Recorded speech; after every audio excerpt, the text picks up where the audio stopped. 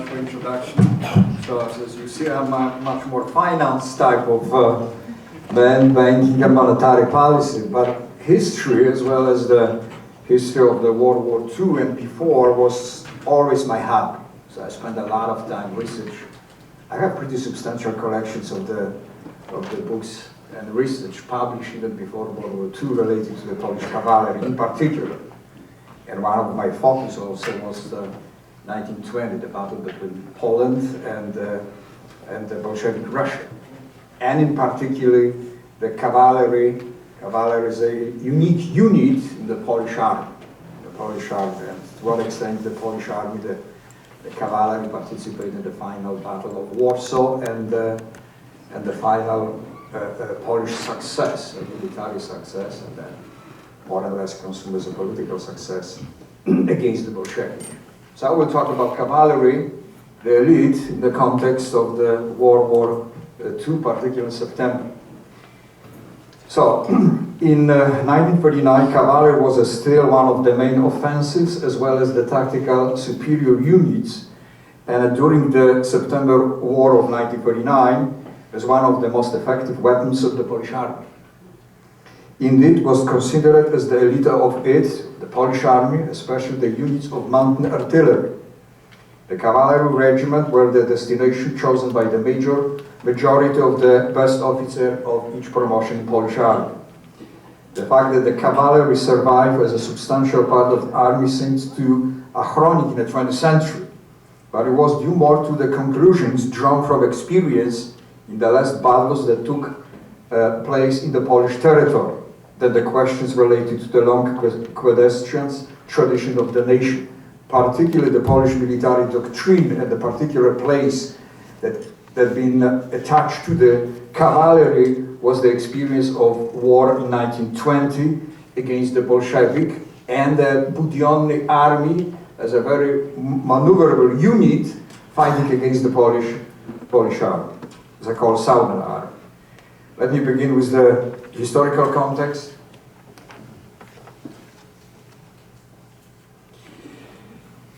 The Polish cavalry, the Polish called Jazda Kawaleria Konnica, can trace its origin back in the days of the medieval mountain knights. Poland is mostly a country of flat lands and fields, and mounted forces operate well in this environment. The knights and the heavy horses cavalry gradually evolved into many different types of military elite and specialized mounted military formations, some of which heavily influenced Western warfare, and in many cases as well as doctrine, particularly doctrine of the maneuverability of the elite army forces was noticed by General Patton. General Patton was the man from cavalry, from U.S. cavalry. I talked to the people from Patton Army in United States, and he was very encouraged by Pulaski. Pulaski as a U.S. or Polish and U.S. general, the father of the American cavalry fighting against the British oppressor many years ago. So he was very encouraged as well as impressed by the success of the Pulaski, and he also, that was told by his staff, some of them generals that happened to know in the United States, and he also studied quite deeply the Polish Bolshevik battle in 1920, so he was quite of influence. One of the finest examples of usage in the early cavalry was the Battle of Grunwald in 1410. During the battle, the Polish elite armored cavalry was used to break throughout the Teutonic lines. In addition, the Polish forces was held by the Lithuanian light cavalry of Eastern origins and by the Tatars, who used mostly hide and run tactics. During the battle, after initial clashes of the light cavalry, the Teutonic Order split its forces, which were then defeated by the Polish elite armored cavalry charge. Here's probably the battle between two cavalrymen representing one of the Teutonic and one of the Polish. So that's the heavy armored cavalry. It's probably the picture drawn from the Grunwald battle in 1410. Over the course of 16th century, hussars had become heavier in character. They had abandoned wooden shields and adopted the plate metal body armor. With the Battle of Lubieszów in 1573, the golden age of the elite Polish Hussaria began. Until the Battle of Vienna in 1683, the Polish Hussars fought countless actions against a variety of enemies and rarely lost the battle. In the Battle of Byczyna, Kochenhaus, Klushin 1610, Gniew, Chodziw, and Lwów, the Polish Hussars proved to be the decisive factor, often against the orderly odds. One of the most notable examples of such victories of the Lithuania Grand Dutch Hussars was the Battle of Kirchhorn in 1605, in which 3,000 Hussars under the John Karol Chodkiewicz managed to defeat 11,000 soldiers of the Charles Knights of Sweden with negligible losses. This is probably one of the pictures drawn by the Cossacks, elite of the Polish armed forces, the Hussars. One of the very few units of the Polish National Standing Army, most of the units formed as a mobilizer, the elite Polish army, the Hussars, were well trained and well equipped. Until 18th century, Hussars were considered to the elite of the Polish National Armed Forces because of the extreme cost, lackluster pay, fame, and the prestige that surrounds the Hussars. Almost all of them were members of the upper level nobility or Szlachta. Although by the 18th century the importance was diminished by the collapse of the Polish military system and not by the introduction of modern infantry firearms and quick-firing artillery, the Polish Hussars' tactics and armament remained almost unchanged until they were absorbed in the National Cavalry Regiment in 1770. Here is one of the pictures representing the Lisowczyk. This is not Lisowczyk, Lisowczyk disappeared. This is the fight between heavy, as we call, pancerny of the Polish of the, actually on your, yes, on the right, and the light cavalry representing the Tatars of the Ottoman Empire. Okay. And quite explain the elite we see. As also in the Ottoman Empire, they use also a light cavalry as one of the decisive forces against in the battle, particularly on the place today we call Romania, or Yugoslavia as used to be, or the Balkan. Not only the Janczak, who was the elite of the infantry, but the light infantry of first Mongolians and then also Cossacks was used by the Tatars as a decisive forces against the enemies. World War I in the East had fought mainly on the Polish soil and had been the war of movements. Contrary, movements and maneuverability was one of the main decisive forces of Polish war as well as of Polish doctrine. And there was a contrary to what happened in the war of trenches of the front of West. The cavalry could be effectively using in the large territory of the Central Europe, in particular the flat field of our Central European territory. And particularly we call this Dzikie Pole, which was mainly occupied by the Cossacks. So the cavalry, not infantry, not Janczak was in many cases decisive role, to run the tactics, run and hide, developed by the Tatars. Here is one of the battles. In 1919 and 1920, war between Poland and Soviet, and during the war, cavalry had played a key role. In the broader plains of eastern Poland and the two Bolshevik armies of cavalry, one of the Konarmia, that was actually operated under the, I would say, 4 divisions, and additions was the 2 divisions of the infantry, and supplemented by one of the tactics operated as an independent brigade. So there was almost 60,000 of people under the command of Marshal Budyonny.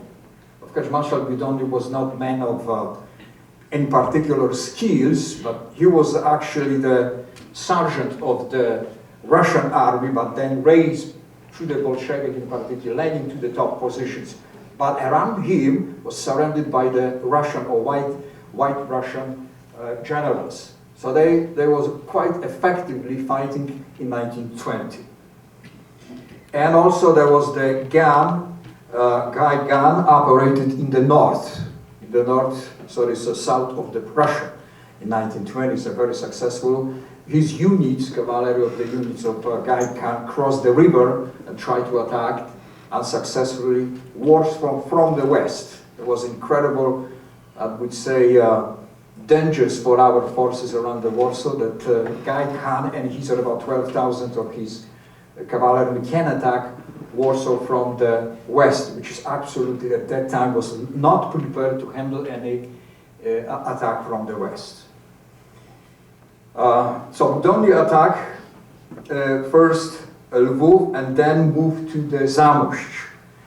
He advanced unstoppably, flanking the Polish defensive positions. In the decisive Polish victory at the Battle of Warsaw, Polish cavalry had been determined and would be again defeating the Kon army of Budyonny in Komarów at the last great battle of historical between the Polish cavalry and the Bolshevik cavalry, in which about 1,500 Polish riders defeated 6,000 Soviets, causing them about 4,000 casualties in exchange for 3,000 dead and wounded on the Polish side.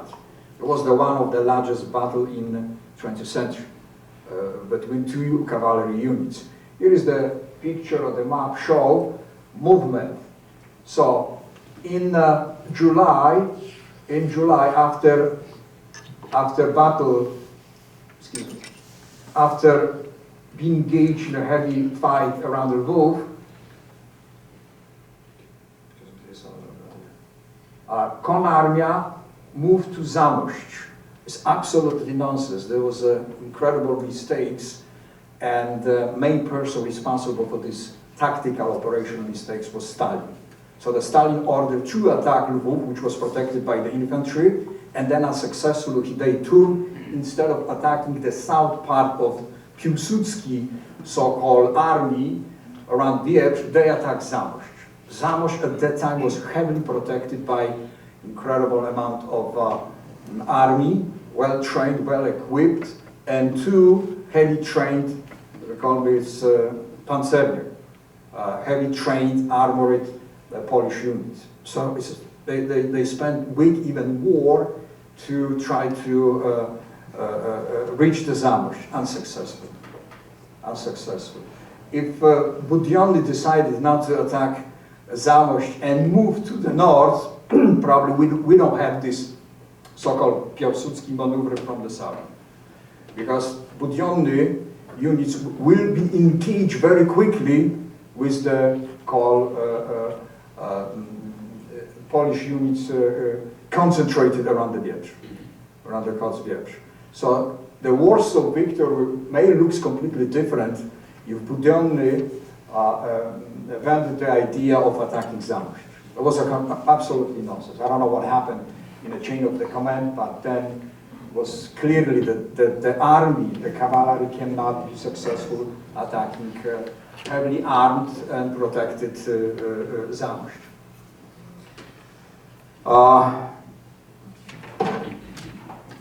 In addition, during the 1920s and the first half of 1991, the Soviet Union was considered the greatest threat to Poland and the rest of Eastern Europe. So our whole doctrine, military doctrine, until almost September 1940, was based on the experience of 1920. And in particular, the mobility as well as the maneuverability of the cavalry. Okay, run, hide, run, and attack the tactics, which to some extent was acceptable as a doctrine, given the territory, the vast territory of the Polish and the Central Europe, as well as the undeveloped infrastructure for, we say, highways or ways. All right? So the cavalry was tactic, not only the elite tactic, but also, I would say, very useful to attack the German forces in 1939. Here is the picture, it's a Cossack, it's a battle of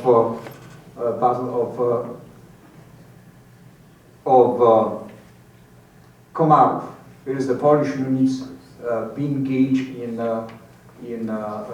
with the Bolshevik. That's the time that the Bolshevik actually retreat from the Zamość. Okay, so Budyonny was not able, with these losses, to pursue to the north and then be engaged with the Pilsudski Corps Reserve Army. So they retreat, and as before, they engage something around the Komarów over there. They're about 60-70 kilometers south east from Zamość. It was a really decisive victory. Komarów with many casualties, and the Budyonny army was, after the battle, was completely demoralized. So they lose the, as we call this, offensive capacity of the Budyonny army.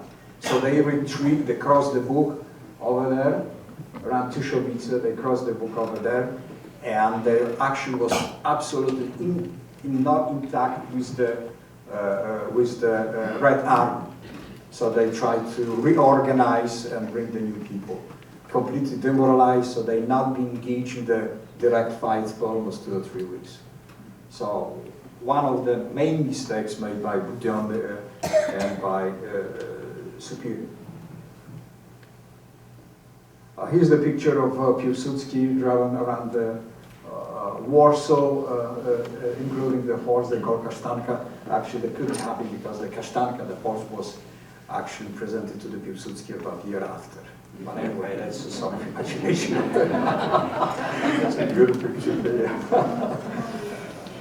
Yeah. So the threat of the land of eastern Poland suitable for maneuverability of the cavalry, main flat, plunged by marshes and with scarce of primitive ways and roads, was much more suitable to the movement of the mountain troops than to the primitive or fragile vehicles at the time. So cavalry happened to be a very important part of the Polish army in 1920. This consideration led Polish military planners to conclude that the cavalry still had an important role to play in the defense of Poland. Germany did not pose the threat until the equator of the 1930, when the process of mechanization of the Polish army began. So something around maybe 1935 or 1936, the Polish top commander discovered that the German moved so advanced in terms of technological superior, they have to change not only the whole doctrine, but also the whole army. And they start invested very heavily in military or defense sector. In many cases, we develop a lot of, as mentioned previously, particularly by Mr. Jablonski presentations, quite reach a high potential of some of military equipment, particularly Air Force, but was not enough, tanks. Okay. And some of the guns being developed quite effective, but it was not enough. If we compare the size of equipment as well as the power of the forces, the German actually incredibly dominated in terms of the equipment. It was not enough. It was not enough to really challenge the Germans in 1939 effectively through the superior equipment, and particularly in the airfield. And particularly, there was a complete dominance over the Poland.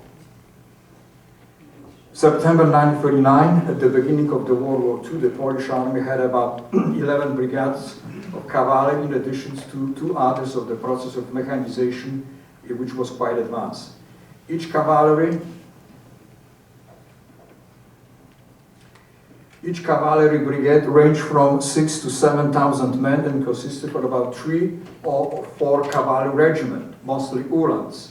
A division or divisions of the mountain artillery, the term division of the Polish archery refers to the company, because each is consisted of 3 batteries and 4 guns.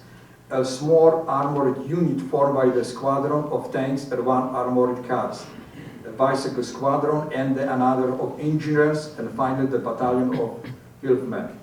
Each cavalry regiment had about 800 to 900 men and had a squadron of heavy machine guns, anti-tank platoon, and other cyclists. So to some extent was equipped, not only the cavalry, but also additional tanks, as well as the special rifle designed by the Poles. Here is the main battle. I will focus on Mokra, which is one of the decisive victory of including the Polish cavalry and the Germans. Look at this. Here's the cavalry man representing. This is the contemporary picture, but precisely show the Uhlans with the incredible rifle.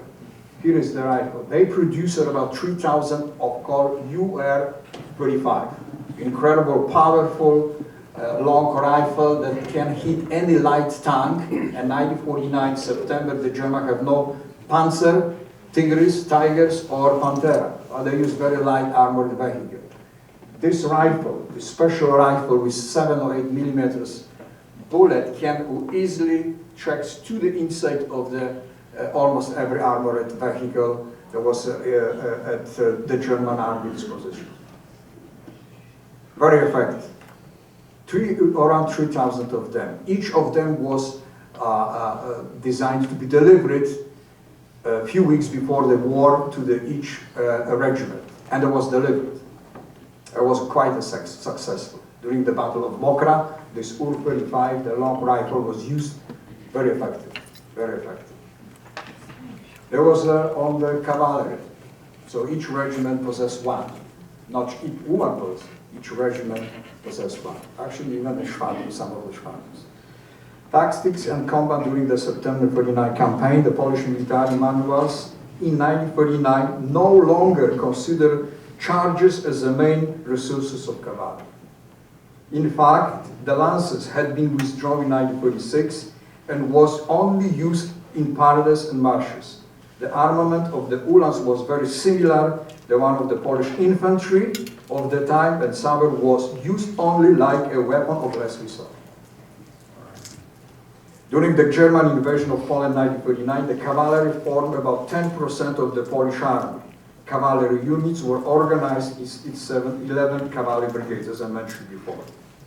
The function of the Polish cavalry was to fight like mountain infantry, acting like the mobile reserves, able to move deeply, quickly, to go in support of the infantry, covering holes in the defense when necessary or clearing the way in the attack. For this, each regiment had 37 millimeters anti-tank guns, sufficient number, and so-called U-35 as I saw in the picture. Light and heavy machine guns. This is contradict to the German propaganda or Russian propaganda that only cavalry fight. Here is a typical anti-tank Bofors 37 millimeters. There's also shown the presentation of Dr. Jablonski. This is not during the September 49, just before, during the maneuver summit. Very effective. In my town, where I was born, there was a related, there was a relation, given the, I would say, direct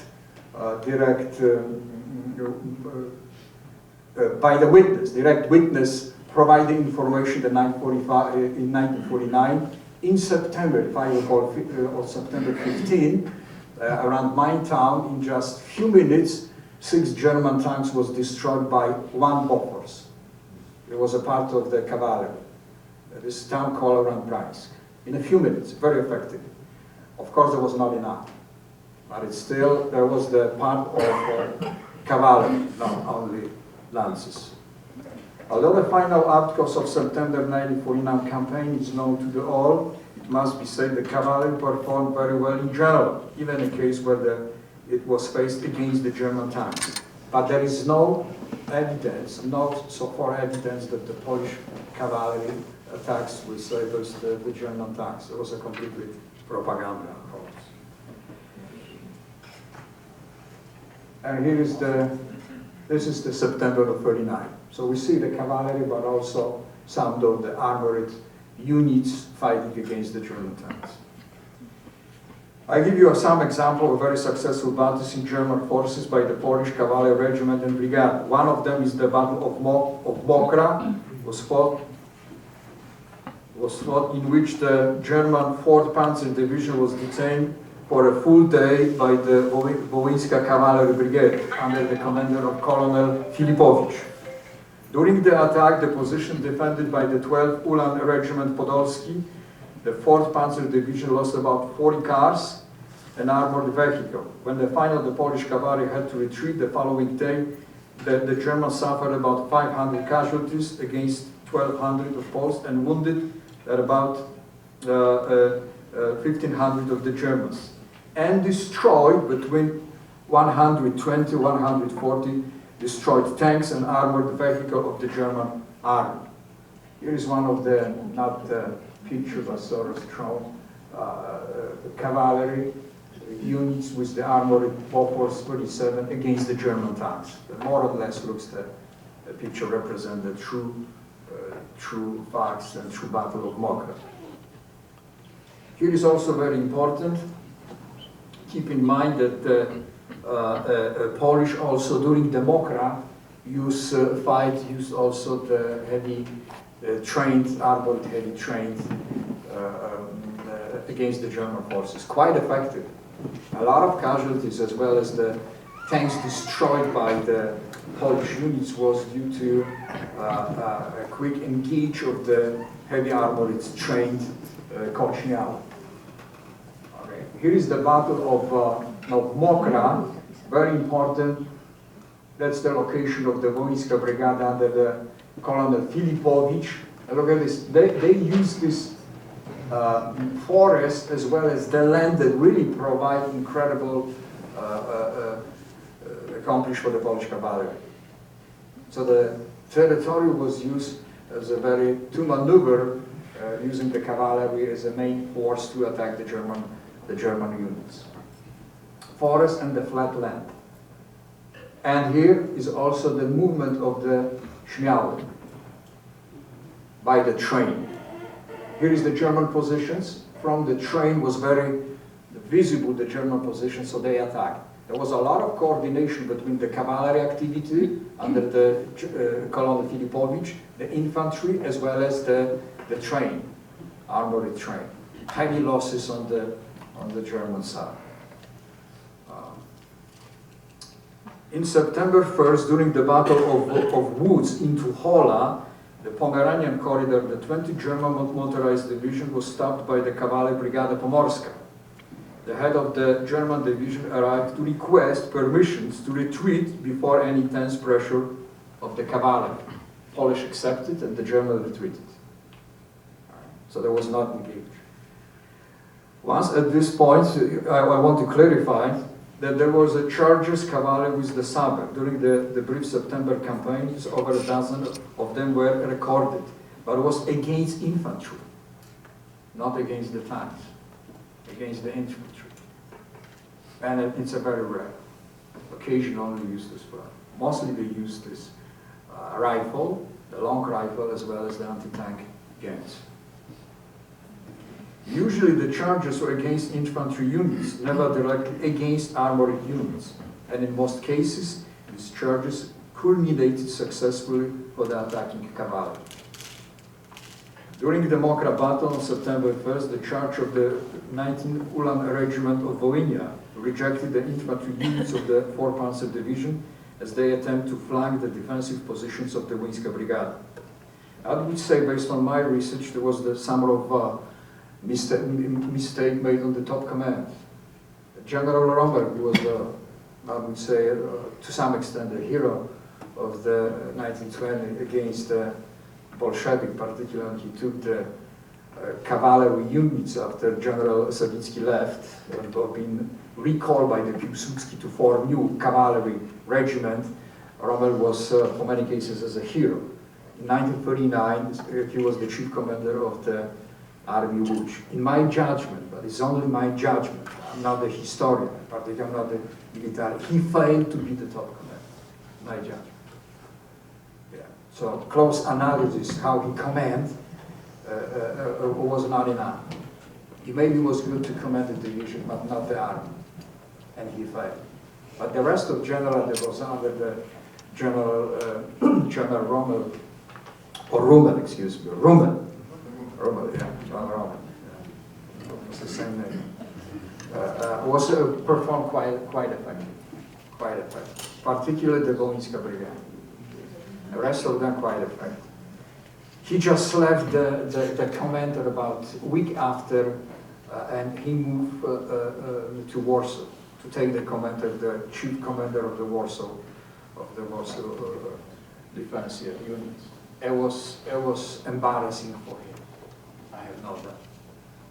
Yeah, that's just. But there's only one of you that may fail, I would say, to some extent, to command.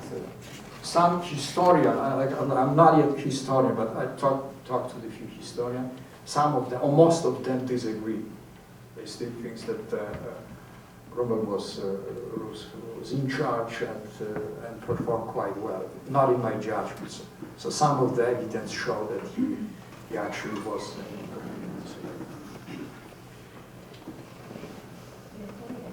Yeah, here is something that being brought to my attention, talking about the Polish cavalry, the myth of the Polish cavalry charges against the tanks in September 1949. This is the picture from the Italian press.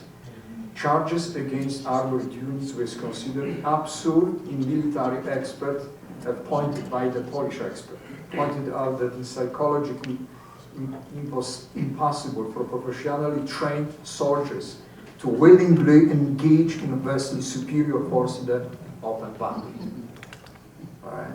So even the military doctrine is so they will be not engaged against Polish military doctrine on each level, on the top command as well as in the brigade, that will not be engaged in direct contact with the heavy equipped German army. There was, some extent, supplements to infantry, okay, to increase the movability, or maneuverability of them. The Polish Army rule book, and this is very important, at the time recommended that cavalry withdraw or take cover when exposed to in the field against heavy armor. That was the rule of the book.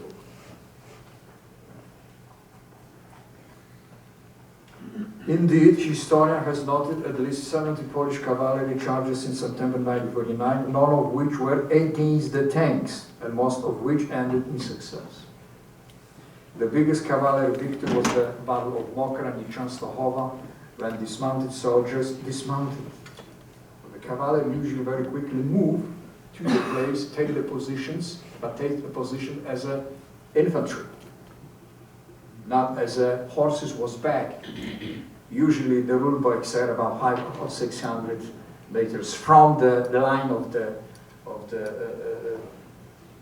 in po polsku do końca mówi się śpieszony, panie profesorze, tak? Śpieszyć to znaczy, it means that they've been left the horses behind and move as an infantry. Śpieszony. Panie profesorze? Spieszony. Tak. On foot, yes, that's right. Thank you. The legend was born in September 1st when the village of Krojanty, in the edge of the forest of Tuchola, the 18th Ulan Regiment discovered that the 20th German Division moved very quickly and aggressive. Seeing the favorable situation, Colonel Marstaleś, commander of the regiment, launched a charge with 2 squadrons of the same, about 200 men. The Germans, surprised, left literally running in disarray, and the Poles fought on them with swords, but not on tanks, on infantry. Fortunately for the Germans and the reconnaissance units equipped with the automatic machine guns and armored vehicle appeared on the scene during the fight, and with their machine guns and cannons was rejected the Poles, who had retreated to the forest with many wounded and leaving about 40 dead in the terrain, including the commandant of the regiment. Okay. So the Polish unit was also surprised by the Germans hiding in maybe in the forest, or was not attacked. Although the armored vehicle took part in the action, this can hardly be considered as a deliberate charge against the tanks. Deliberate charge. It was not deliberate charge against the tanks, since they entered the scene when the charge began. The next day,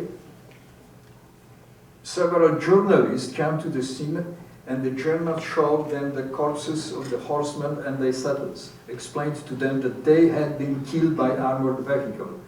And they wrote for the media that the Polish Lancer charged against the tanks. It's a nonsense charge, absurd charge, heroic maybe, but you know, absolutely out of the conscious, approved by the top command.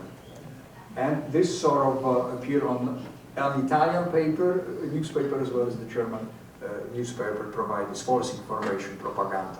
Also was used by the Soviet propaganda to discredit the commanders, or being very unwisely and deliberately sent soldiers, regular soldiers, infantry to the battle against the tanks.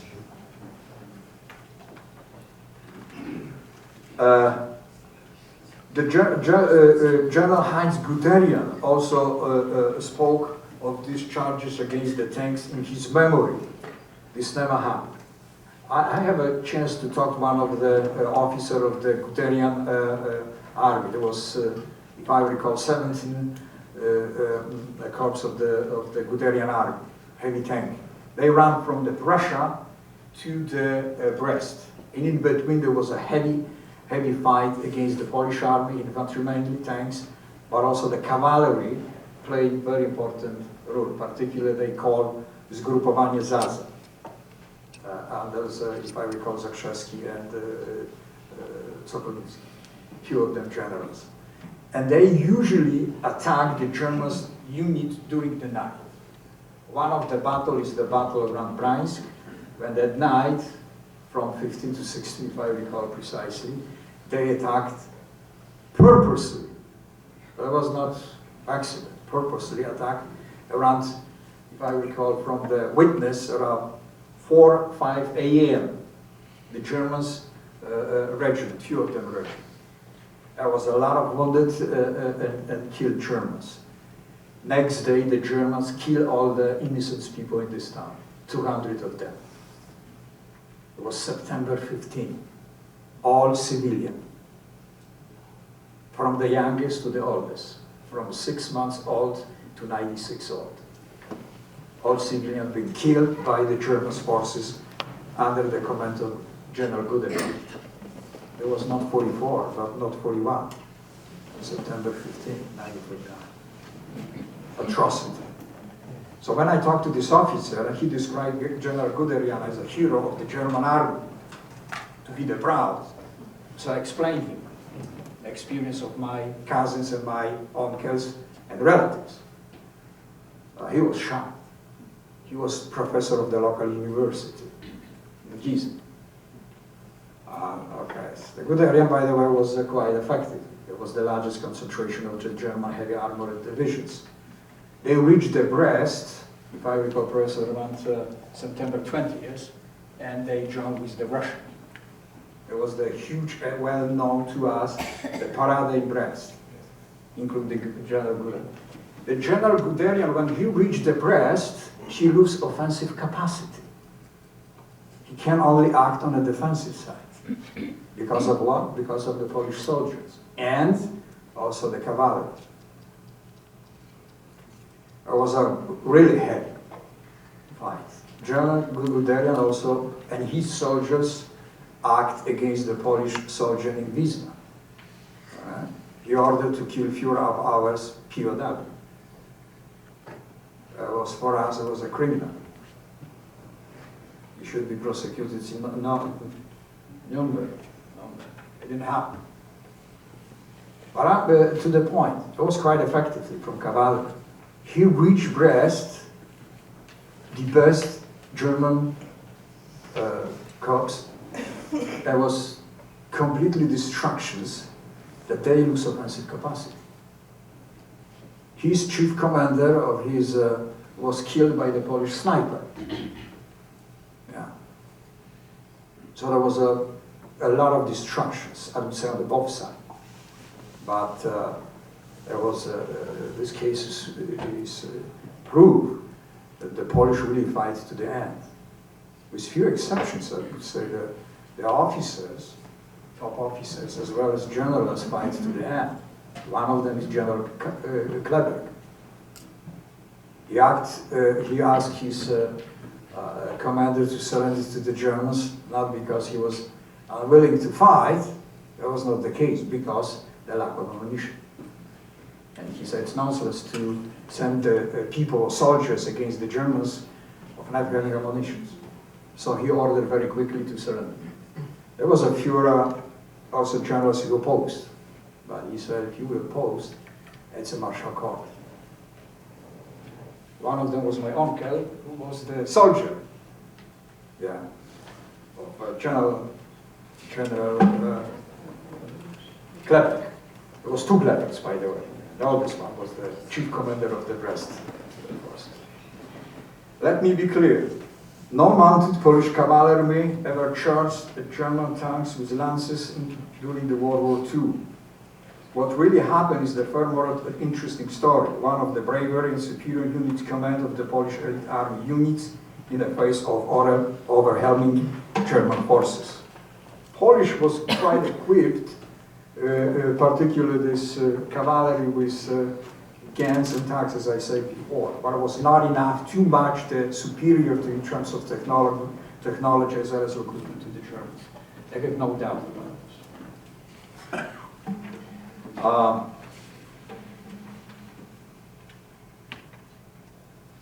This looks like the Polish, it was already mentioned by the Mr. Jablonski, Polish tanks. It was not enough. It was 3 brigades, if I recall correctly, 2 brigades completely. One of them was under the command of Colonel Maciek.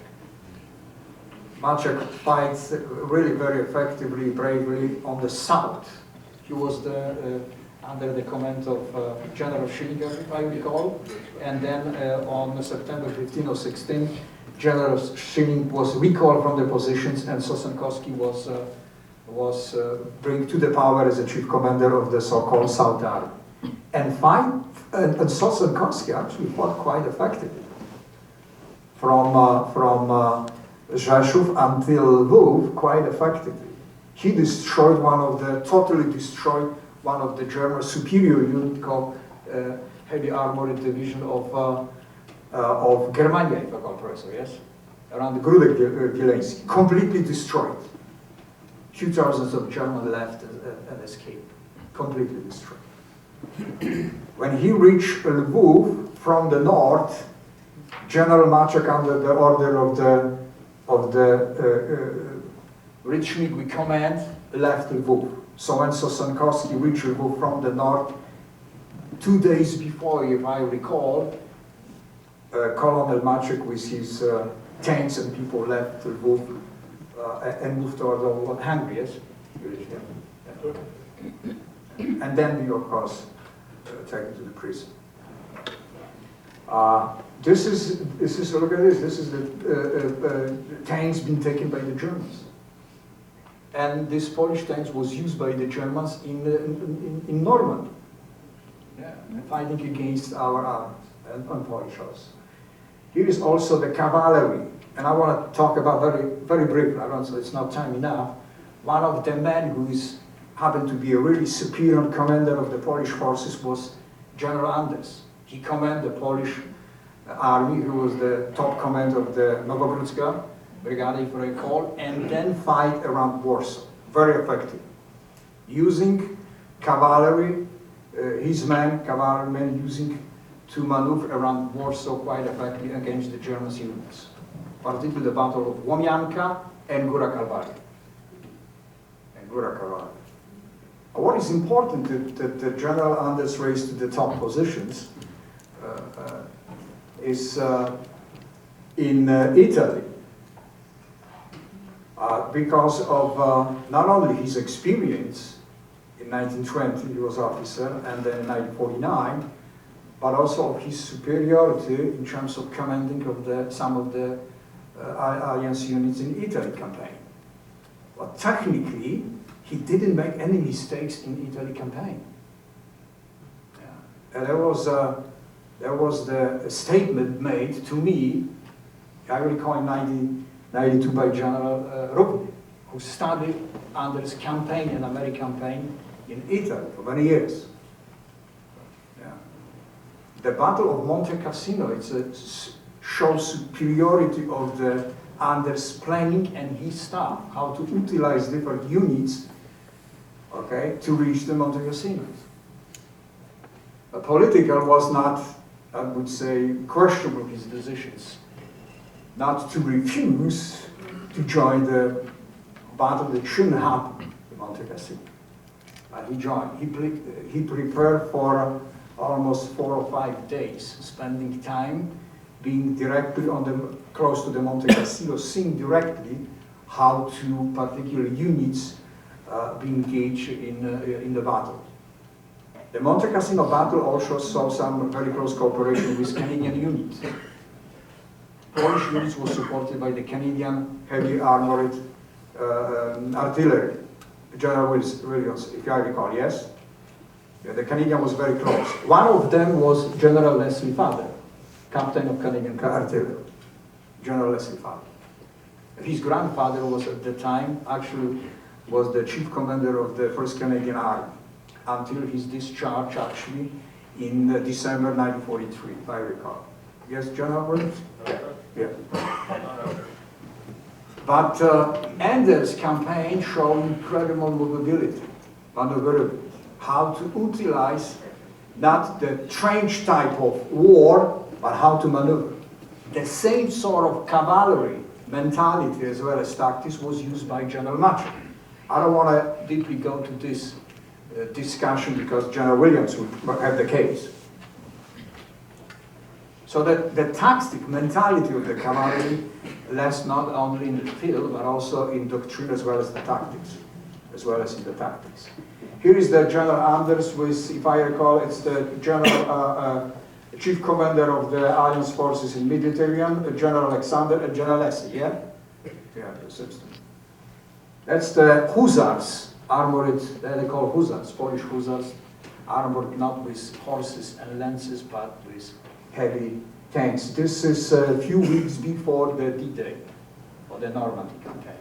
That's a Polish armored division.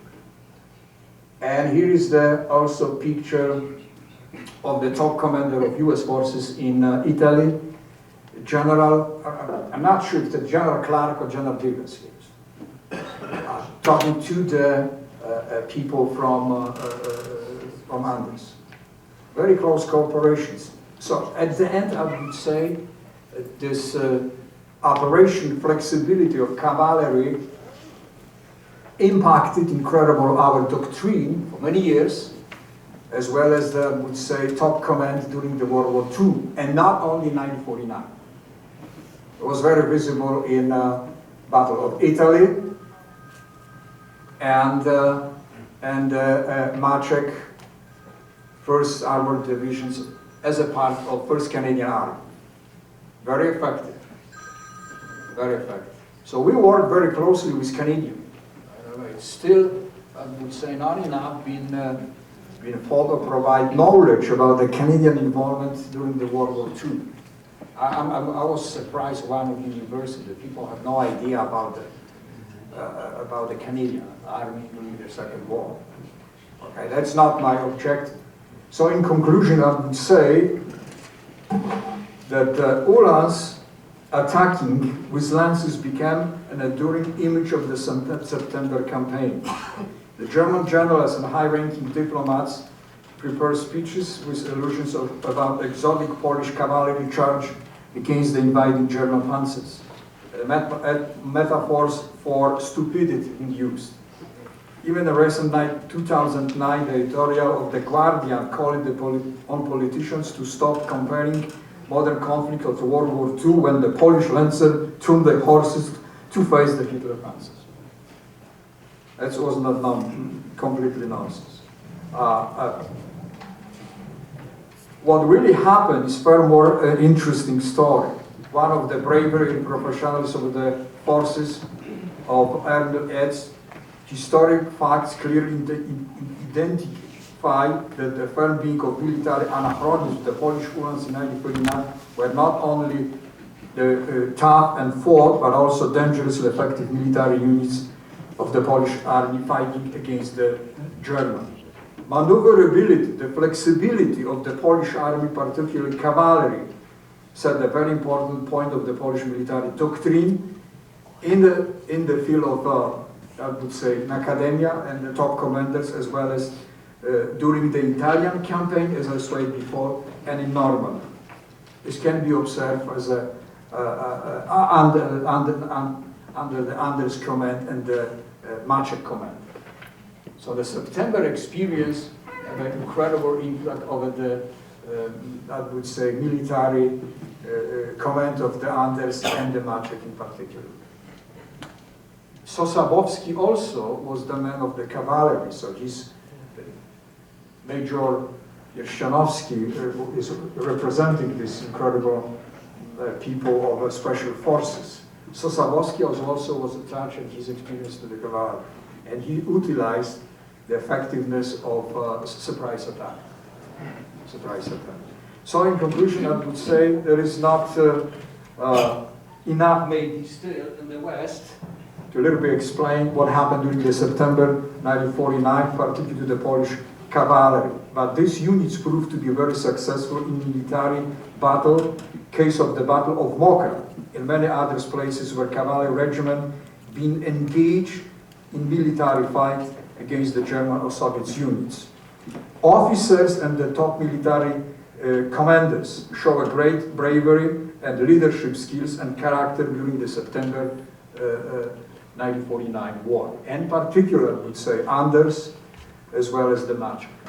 So this sort of tactics as well as the experience led to the end of the World War II. So I conclude my remarks. Thank you very much.